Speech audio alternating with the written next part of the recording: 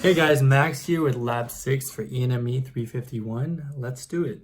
So here's our potentiometer with our servo in action. Boom. So first we assign our input and output pins. We're getting an analog read from our input pin. That's our voltage from our potentiometer. Then here I essentially made my own map function to map. The servo I'm using uses pulse values between 1000 and 2000 microseconds. So we took our analog read, which is anywhere between 0 and 1023. We added 1000, that's the add 1000 here, and we divided our input by 1000 over 1023. And then we calculated our expected angle, which is between negative 90 and 90 degrees. This results in a 180 degree change in rotation for 1000 microsecond pulse change. Here we're going to print our values to the serial monitor. And then here is our makeshift PWM code. So we're going to have a period of digital write high, then our pulse, then digital write low, then our pulse again. And this is all in a while loop that doesn't stop until our input voltage from the potentiometer changes.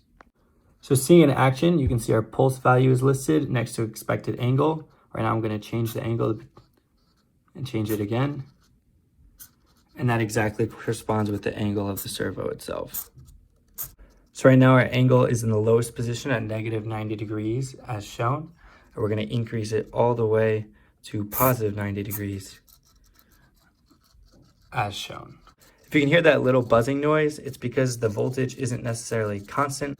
You can see the pulse value changing slightly all the time. So in our R to R DAC, we're never actually going to reach that 5 volts. Because we're operating in 3 bits, we're going to have 2 to the third or 8 different divisions. 5 divided by 8 is 0.625. So our expression to represent the voltage is 4 times VC plus 2 times VB plus VA divided by 2 to the third, and then multiply that by 5. Our source voltages A, B, and C are set to high or 5 volts. We get a V out of 4.375 as we expected. And one more example here where at VC is high, VB is low, VA is high. So 1, 0, 1. That represents 5 out of 8 or 3.125 as a V out as we expected.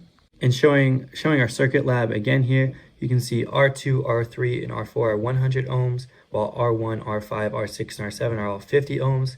So this circuit works as long as R2, R3, and R4 are double the value of R1, R5, R6, and R7. So here we have our built DAC. I used 100 kilo ohm resistors. So since we wanted some resistances to be double others, I just put 2 resistors in series to represent that double resistance.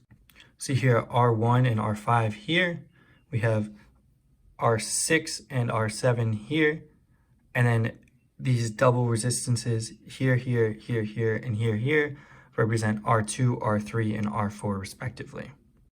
We also have our VA here, VB here, and VC here, and then we have our V out represented by this orange wire. And I'm going to show voltage outputs in a second. So the inputs are going to come in at a value between 0 and 1023 because that's how analog read works. But then I multiply this voltage by 5 over 1023 there. And that way our voltages are going to correspond to the same values in the table. So right now we're at 100. That's going to correspond to a voltage of about 2.50 volts. Let's try 101, that's going to correspond to a voltage of about 3.13 volts. So of course this is a 3-bit digital to analog conversion. If we wanted smaller step sizes and angular positions, we'd have to add more bits. And I would say the theory and simulation matched really, really well based off. So I realized when I showed the DAC, my map functions were slightly off. So they're not. Our map for input goes from 0 to 895 of the input because we're never going to reach 1023. So right now we're at high, high, high, and we're at an angle of 90 degrees. One thing to note is that the data sheet for this servo says it goes between negative 90 and 90 degrees, which would give a range of 180, but I'm noticing it's more like 150 degrees. Now I just changed it to high, low, low, which will give us somewhere in the middle, an expected voltage, or a voltage of 2.5 volts, an expected angle of 12 degrees. Of course, for this circuit, we have 8 different positions for the server based on 8-bit combinations. The potentiometer was more of an analog type where we could go between any value between 0 and 5 volts, no problem. Here we only have those 8 divisions. So now that's all for Lab 6. Thanks for watching. I'll see you next week for Lab 7.